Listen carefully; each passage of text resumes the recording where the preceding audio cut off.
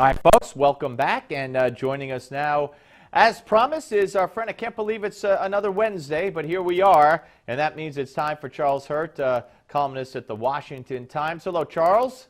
Hey, Steve. How you doing? Good, good. Boy, all one has to do is look at that headline on your piece, and they're going to read that story.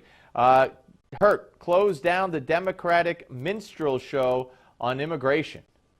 No, it has always struck me as being particularly nasty and cynical, the way no matter what position conservatives stake out, the most common refrain we hear from Democrats is to accuse them of being racist. And this, I think that this, more than anything, has foiled Republicans in their effort to be serious about immigration reform, because they actually fall into this caricature that Democrats make of them, and they start thinking, well, maybe we do sound racist. And so what they wind up doing is what is actual. I would argue that the Democratic position is the one that's actually racist, because they keep pandering to immigrants and illegal immigrants, and said the only thing that they care about is being granted amnesty for their crimes, and being given welfare, and being given free medical care. When the truth of the matter is, if you know these people, and I mean obviously legal immigrants, but also a lot of the illegal immigrants, illegal aliens rather, they come here and they're actually looking to work. And they're actually looking to do things that are they want to be, notwithstanding the fact that they've broken the law by coming here, but they want to be, they're otherwise lawful citizens. And so Republicans should just reject this caricature that Democrats have, that all these illegals are just, that all they aspire to do is be sort of deadbeat criminals, and they should appeal to their greater senses and say, look, we believe in low taxes, we believe in the value of work, we believe in granting the American dream to people who come here legally, but you have to do it legally. Yeah, absolutely, and you're right about what they should be saying to the Hispanic community. They should be talking about, hey, as you point out in your piece, the reason people came here in the first place, you would hope and you would assume, and we're being told, is because America is such a great country. Well, we're built on laws, and if you broke the law to get here, you can't just go unnoticed, and you can't get a pat on the back and say, that's okay, you broke the law to get here because you loved us so much, we forgive you.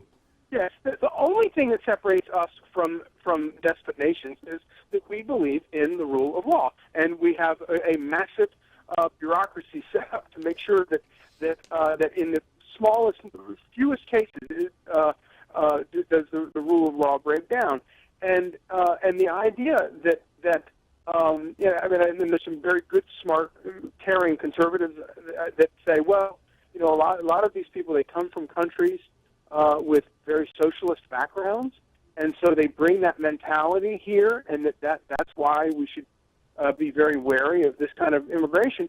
And my point is, but they fled those countries, and they fled them for a reason, and they came to America for a reason, because I think, around the world, we still have a reputation that you can come here with nothing in your pocket and work hard, and you can become a millionaire if you work hard, obey the rules, and stay out of trouble. But Charles, you say that the only hope for America is for Republicans to be brave and to start making these arguments directly to Hispanic voters.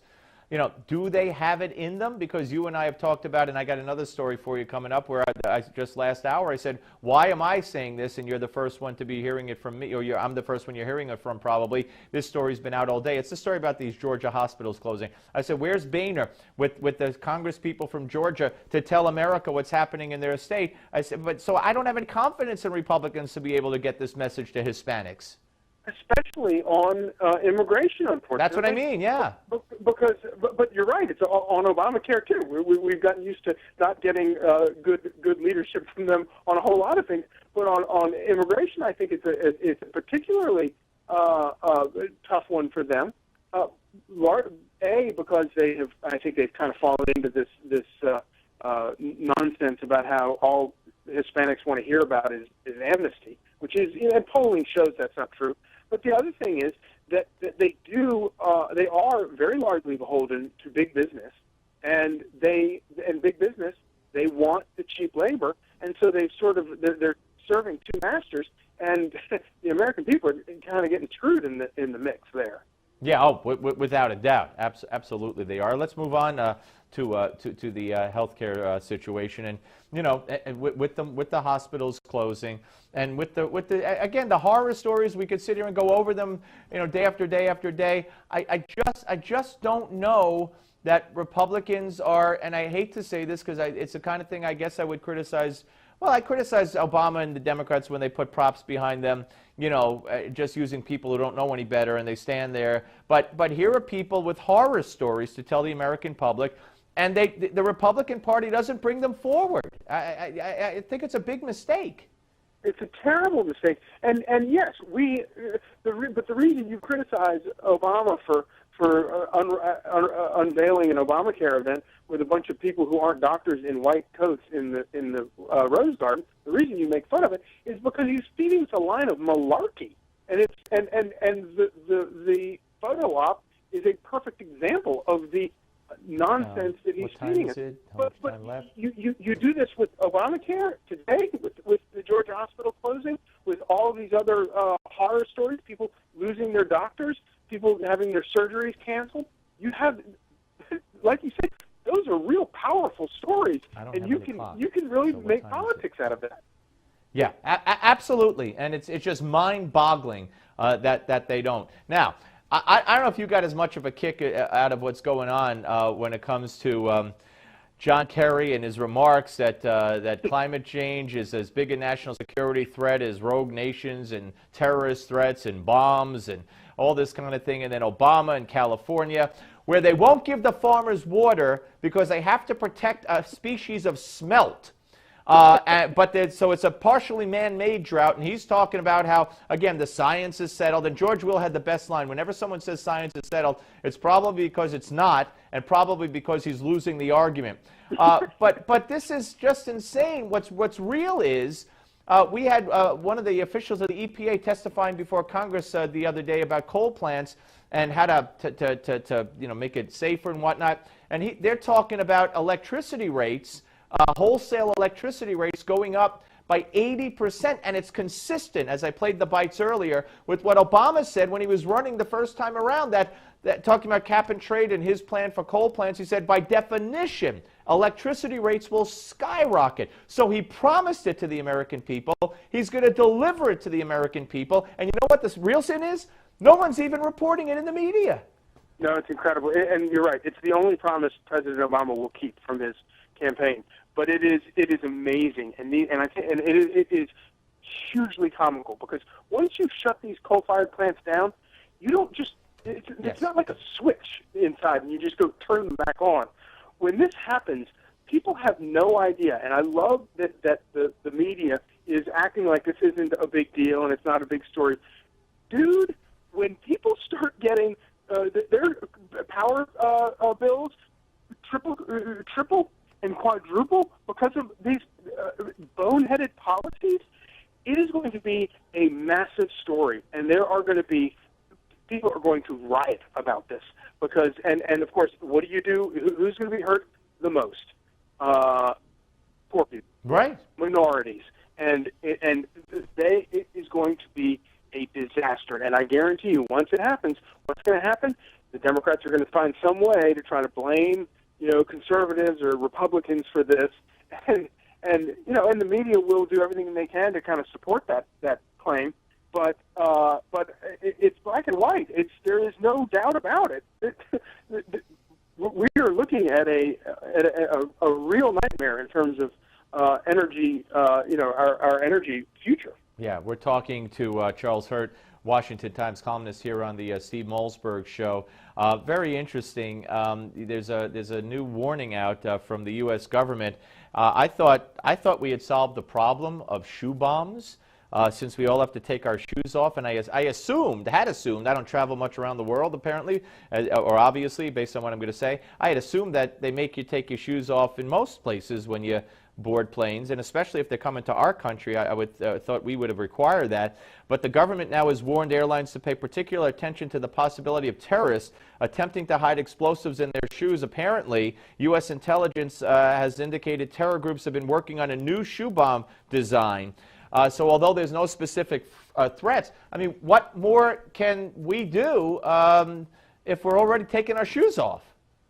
Well, I'm just spitballing here. I don't know if this is a good idea or not, but maybe we could stop asking nuns to take their shoes off and rifle through their shoes and start, I don't know, going after people that we know have either a background or ties to some of these groups, and do it so much smarter instead of dragging all of us through the ringer.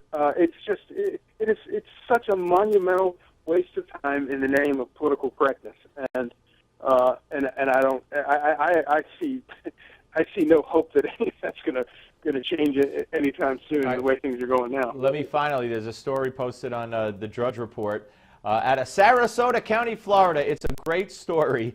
A 101-year-old man has announced that he is going to run for Congress. A guy named Joe Newman will be vying for Florida's 16th CD. And he says that his age is an advantage and that his years of life experience have given him an education that he is keen to share with others. I don't care what happens to this guy as far as winning, losing, whatever. This is just great. And I also saw that there was that a dog has made it on the ballot in a mayor's race for Texas. A dog? And, is it a Democrat dog or a Republican dog? I think it was non-party affiliated, but it struck me that that town probably could do worse. Someone's got a dog in this race, though. Exactly. Hey, Charles, always great to talk to you. You helped me bring a little sanity back here after, just what by this point is almost a full show of just talking about the insane, and I always appreciate talking to you. Great. I enjoy it too, Steve. Take care. Charles Hurt, ladies and gentlemen, Washington Times columnist. Check him out at WashingtonTimes.com. Yeah, this guy, he said, you learn through life that you have certain responsibilities, and if you don't fulfill them, he says, how could you look in the mirror? He's lived through the Great Depression when he was 16, blah, blah, blah. I'm trying to see his political affiliation here. He's running. I don't know who he's running against, but he is running. 101 years old. I don't care if he's a Democrat or Republican. Well, I wouldn't replace a Republican with him, that I could tell you. But give this guy a chance of some kind. We should get him on the show. I'm sure he would be a very lively guest. I mean that sincerely. All right, folks, we're going to come back. Peter Marisi will join us. We'll talk a little bit about, maybe we'll ask him what he thinks of a 101-year-old man running for Congress. We'll also talk a little bit about health care and the fiasco that continues, the closing of the hospitals in Georgia and elsewhere. All that straight ahead right here on the Steve Malzberg Show on Newsmax TV. The Steve Malzberg